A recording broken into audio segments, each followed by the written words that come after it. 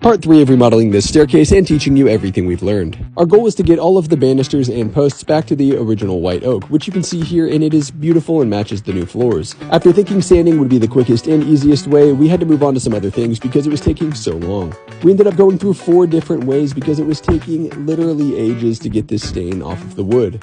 After sanding, the second option we chose and had read a lot about was citrus strip, and I'm going to tell you about that entire process. You can see everything I bought here and this roll of essentially saran wrap, but this was used by movers to wrap furniture. You're going to start by putting a hefty coat of citrus strip on all of the wood. Now this is the back staircase and there are more rails back here, so there was a lot of wood to cover, and let me tell you, it took many hours.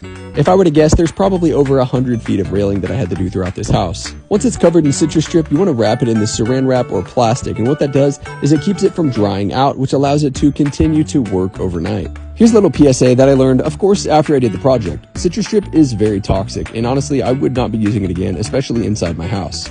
I was wearing a mask and gloves the whole time I did the project, but I didn't really think about the fumes that would be set around the house, and they took over 24 hours to go out. I let it sit overnight and gave it about 12 hours before I decided to start scraping it off. Now, I was very hopeful that I could just come in with a putty knife or steel wool and it would just rub right off. But let me tell you, it was exactly the opposite. Almost nothing came off.